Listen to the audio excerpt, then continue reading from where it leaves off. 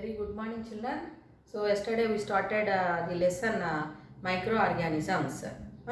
So what are microorganisms? They are tiny microscopic organisms, or the organisms which cannot be seen with naked eye and which can be seen with microscope are called microorganisms. So for the first time, who came to know that some other living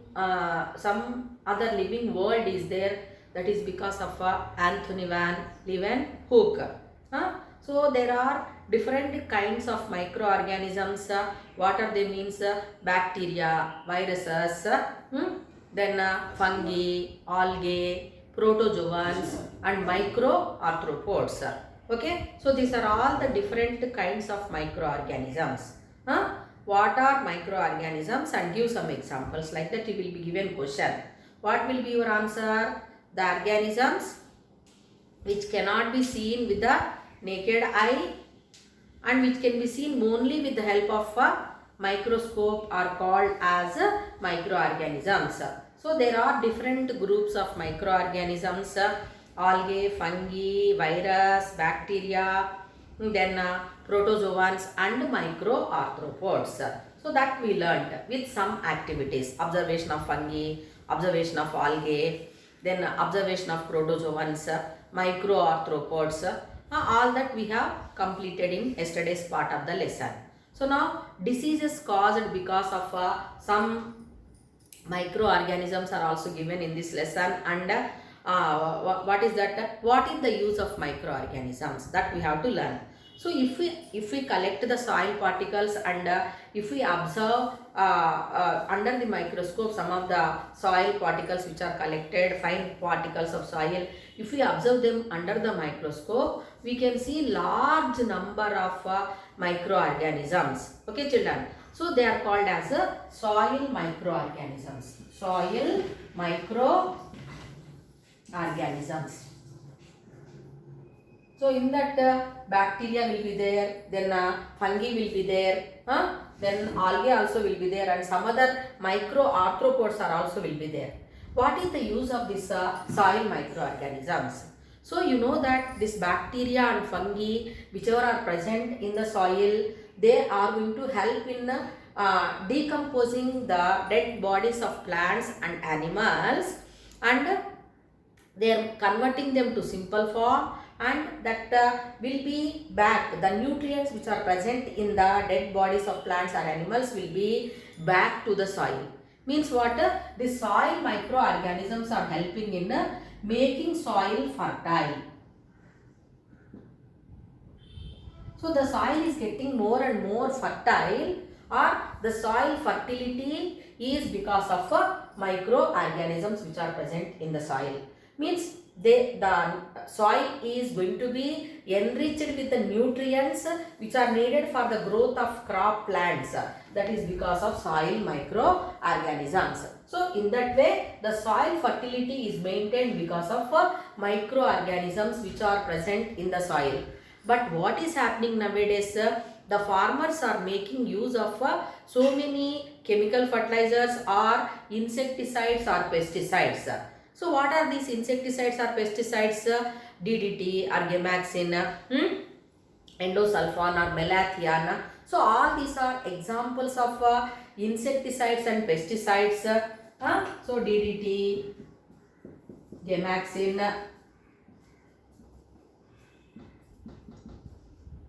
endosulfan, malathion, all these are examples for insecticides and pesticides.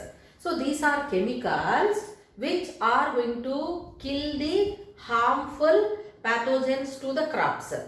I hope you understood. So the crops are getting infected because of some pathogens. What are pathogens? You will learn in next class of this lesson only, story of microorganisms. So pathogens are said to be microorganisms or other organisms which cause harm or which are responsible for diseases in other organisms. So those pathogens are going to cause harm to the crop plants, which results in the reduction of crop yield. The yield will be reduced. Okay, the farmer is getting loss. So to avoid that, what the farmers are going to do? The farmers are going to use some chemicals. They are going to spray on the crop plants which can control the insects or pests which are going to cause harm to the croplands. So when the process of using of pesticides or pesticides or insecticides is going to happen indiscriminately, then that results in the killing of useful soil microorganisms. Is it clear, children? The useful soil microorganisms which are present in the soil are getting destroyed or killed because of indiscriminate use of insecticides and pesticides. Okay, so what is going to happen? That results in the making of soil unfertile, and that results in the making of reducing the soil fertility. If soil fertility is reduced, obviously that results in the less yield of the crop. So in that way, it is causing harm to the environment, it is causing harm to the plants, and it is resulting in the less yield of the crop also. So is it correct on our part to use indiscriminately insecticides or pesticides, children? No. Is it clear to you? So you will be given questions. Indiscriminate use of pesticides and insecticides cause harm to the soil microorganisms. Comment on this, like that you will be given question. So what you have to write? Because we have no doubt uses are there, but harm is also there. So to avoid that, what we have to do? In required amounts only we have to use them, and whenever it is needed, wherever it is needed. So there only we have to use them in the required quantity. That's it, not indiscriminately. Is it clear to children? So like that here, so you must know the importance of soil microorganisms. They are very important for maintaining the soil fertility. Is it clear to children? Then viruses also you learned. The viruses are very much minute microscopic organisms, and they are very much interesting. In what way they are interesting, children? They are going to become the connecting link of a non-living world with the living world. Okay, so when the virus are present in the external environment, maybe in air or in water, or in the soil, they act as non-living component. Just they look like a small rock or like that. So the cysts will never have any life. They act as non-living only. So whenever we take that water, whichever is contaminated with virus, or whenever we work in the soil and without washing hands, when that virus, when it enters into the body, or through air when it enters into the body, what will happen means the genetic material whichever is present, it just starts multiplying. Then once that virus enters into the body of other organism, then it starts increasing its number. Then it acts as a living organism. Is it clear to children? So like that is the reason here virus is called as a connecting link of non-living organisms to living organisms. Is it clear to children? Then now let us learn some of the diseases caused by the microorganisms. Is it clear to you? So first we will take fungus.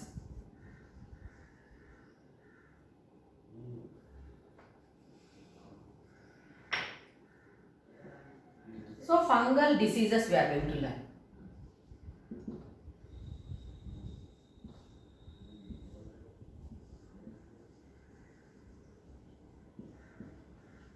Organism and diseases. So you know that fungus, some kind of fungus or fungi are responsible for diseases like fungal diseases.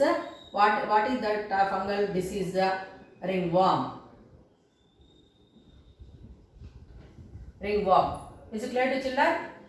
Then microarthropods. Microarthropods. So this microarthropod is responsible for scabies. Scabies is a skin disease. Then bacteria.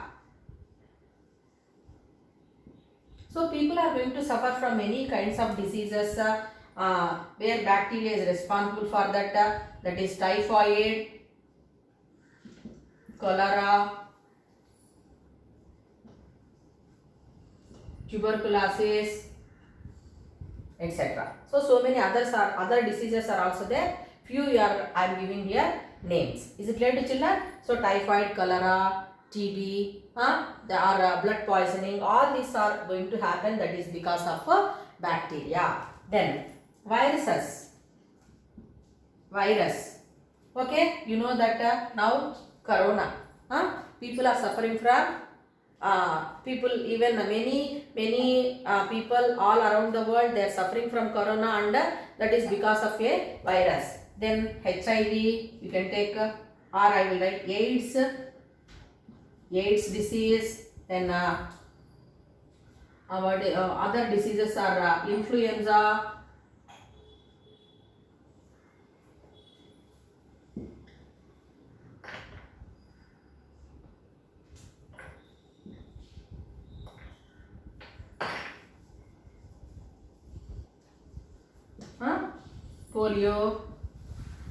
Polio disease, that is also because of a virus. Is it clear to children?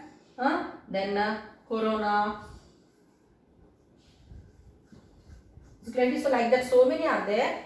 Now this class you please list out like this. Then protozoans.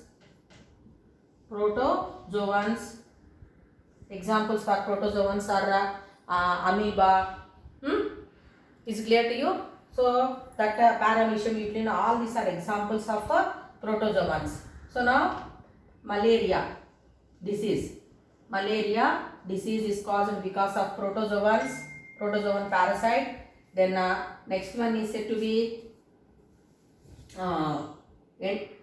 amoebiasis, like that. So different diseases are going to be seen in human beings as well as in other living organisms. Especially all these are in human beings only we are going to be observing. So these are the different microorganisms responsible for the diseases. Is it clear to children?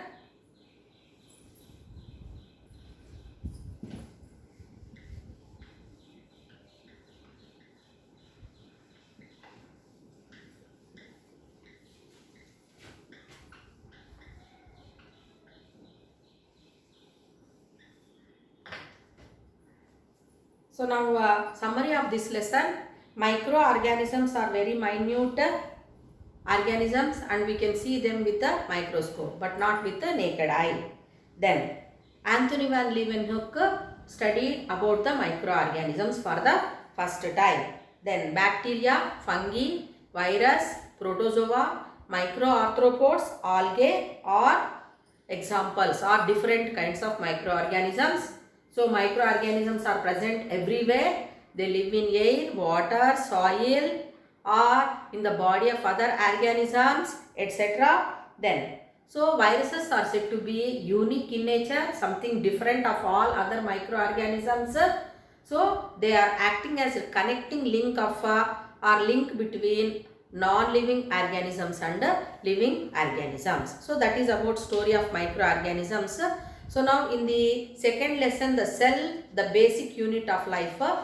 Some diagrams I would like to make you to learn, children. So that we will do tomorrow. I will start the next lesson. Story of microorganisms part 2. Is it clear to you? So please practice the diagrams because they are very important for your exam, which are again some microorganisms like amoeba, then bacteria, Chlamydomonas, then paramecium, all these diagrams we are going to learn. Is it clear to you? So practice the diagrams. Slow.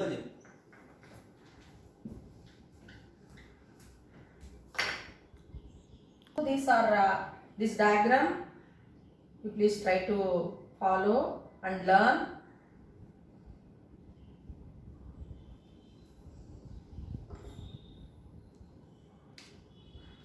This diagram is now what I am doing is amoeba.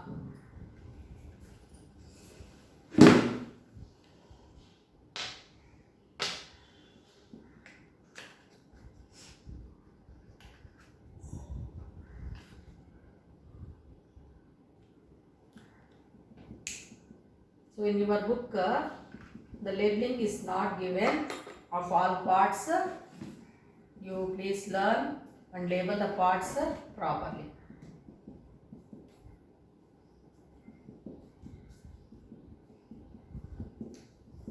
So this is the diagram of amoeba. So now what are the parts? This outer covering is called a cell membrane. Cell membrane. And you are observing here finger-like projections. These finger-like projections are called as pseudopodia. Pseudopodia. Then inside the cell membrane, you are observing this dotted portion, which we call it as a protoplasm. And this dark structure which you are observing is a nucleus. This is a food vacuole.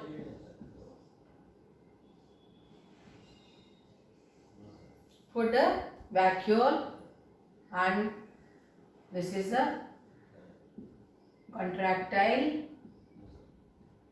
vacuole. So this is the diagram of amoeba. Please note down and practice the diagram. Is it clear to you? Now we learn another diagram.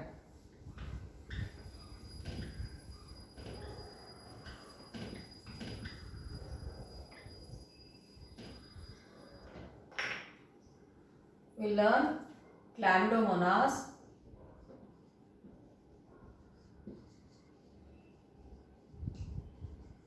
Chlamydomonas diagram we will learn.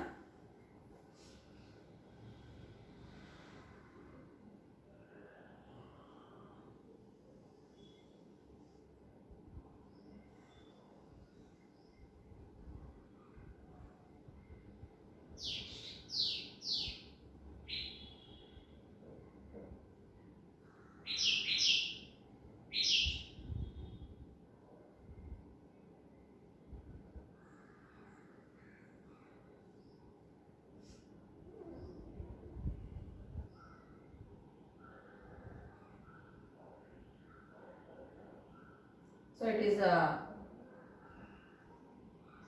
blue-green algae, chlamydomonas. So now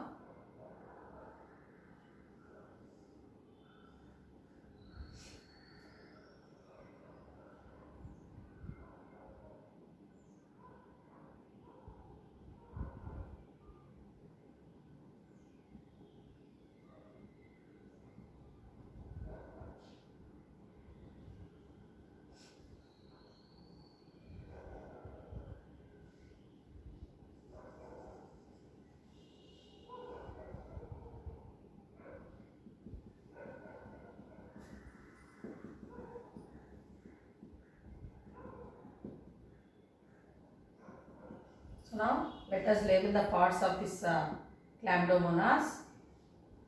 So these are flagella. This is a nucleus.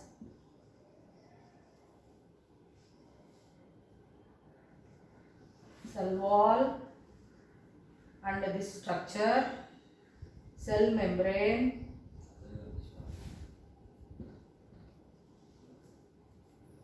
This is chloroplast, and you can see a colored structure, pyrethroid.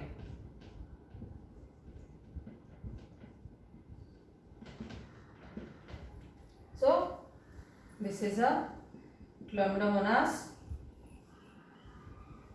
This flagella, they help in locomotion, and you know that it is coming under plant group. So this is an example of microorganism which comes under plant.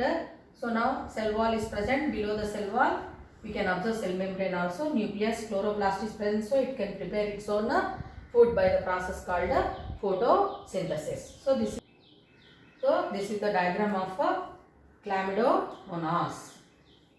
So please take down and practice the diagram, and it should be there in your whatever diagrams I am doing, they must be present in your classwork.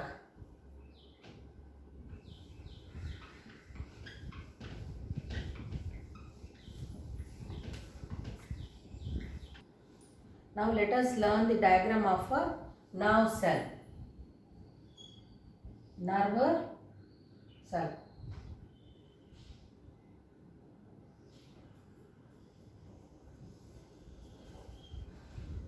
You will be given this draw a neat label diagram of nerve cell or identify the parts, like that you will be given question.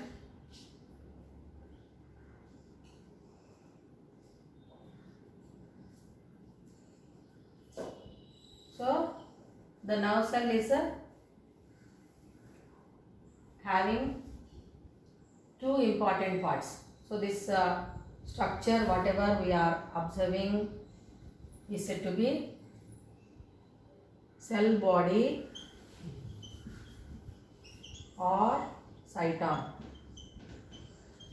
and the long tampering thread like structure whichever is given off from cell body, it is called as a axon. Is it clear to you? Now other parts are there. So now the branch like structures which are given off, the branch like structures which are given off from the cell body are called as dendrites. So these structures are called as dendrites, and at the center we are observing nucleus. So the cytoplasm of this cell body contains Nissl granules. They are nothing but proteins which are going to provide new nourishment to the cell. Then if we observe this axon, so it is covered with a sheath of layer. That one we call it as this covering we call it as a myelin sheath. Myelin sheath. Is it clear to you?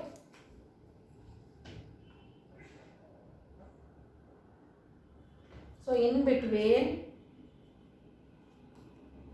the gaps you are observing on the axon where myelin is not covering or myelin sheath is not there, those gaps are called as nodes of Ranvier.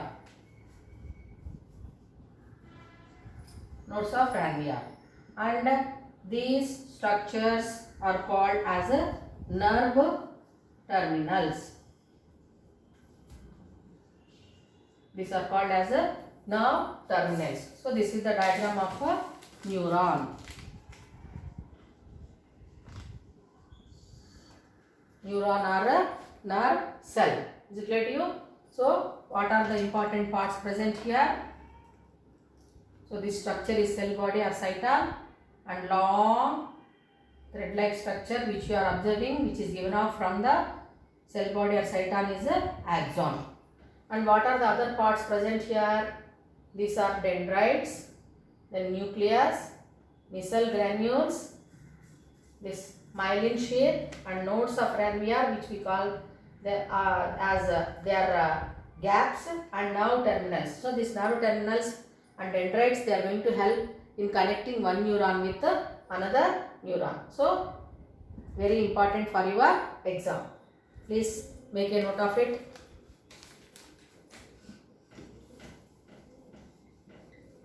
Now let us learn other diagrams of basic unit of life.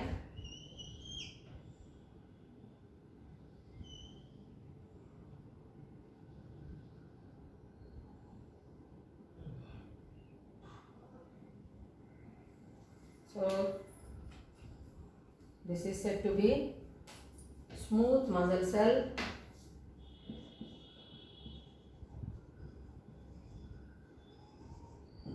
This is nucleus,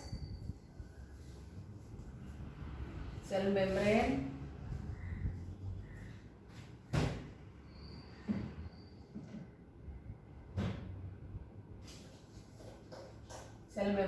and this is a cytoplasm.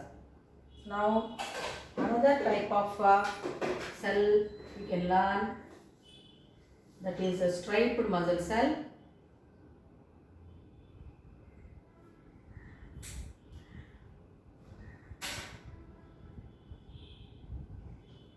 So striations we are going to observe like this.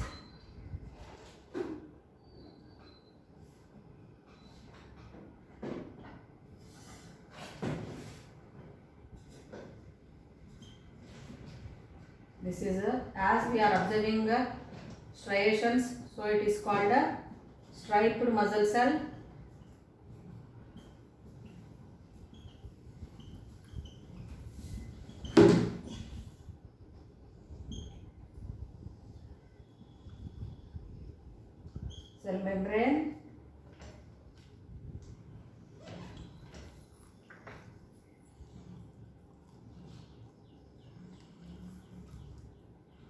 Cell membrane,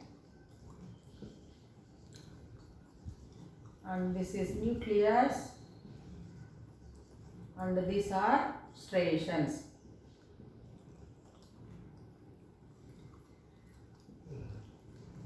It is a striped muscle cell. Striped muscle cell. Label the parts and do the diagram. Now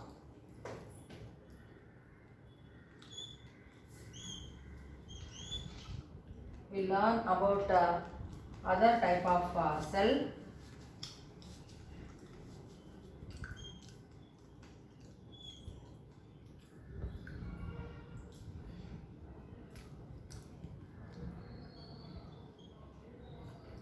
It is a bone cell.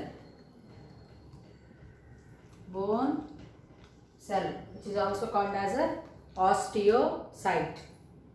Osteocyte.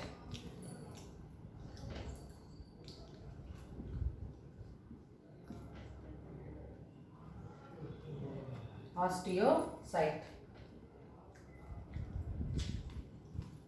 So do it neatly and draw the parts. So what are the parts you are observing? Are you observing nucleus? Yes. This is nucleus.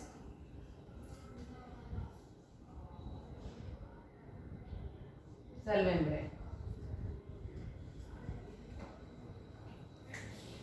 Nucleus and cell membrane. Inside cytoplasm will be present for all cells. Is it clear to you?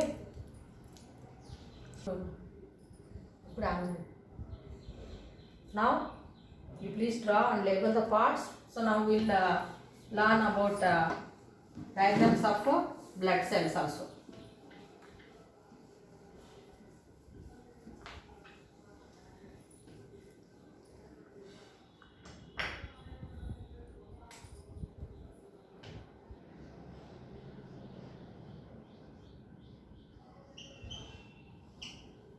Blood cells. Here in your class only 2 types of blood cells only have been given, but blood cells in human body are of 3 types. So RBC, red blood cells and white blood cells they have given. So RBC diagram if we learn, shape of the RBC, disc shape or cylindrical you are observing.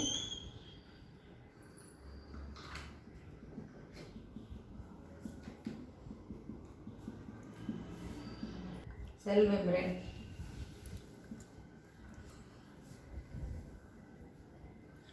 Cell membrane. This is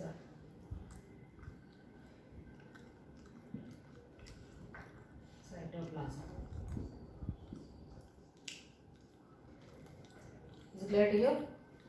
Then if we see WBC,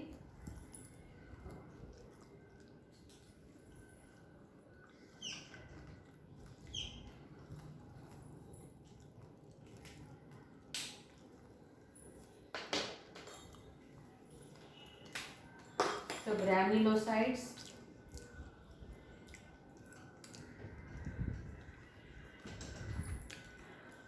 agranulocytes. So granulocytes, you are observing S-shape nucleus, and you are observing large number of granules. Then other type of granulocyte, you are observing multi-lobed nucleus. You are observing multi-lobed nucleus. Inside that cytoplasm, you are observing granules.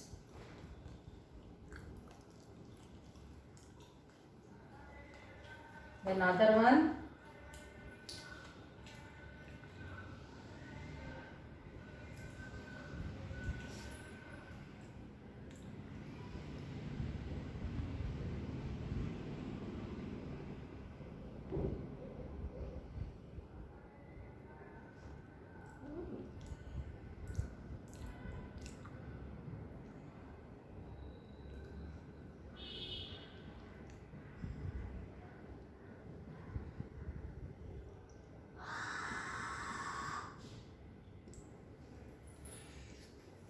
so these structures are nuclei, and these dots what you are observing granular cytoplasm.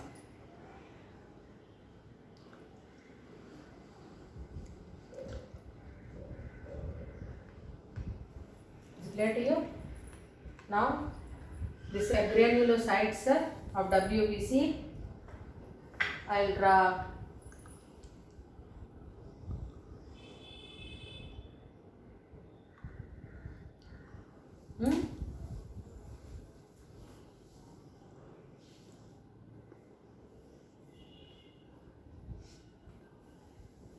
so nuclei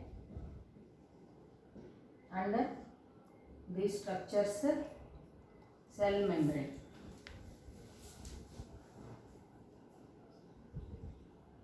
Cell membrane.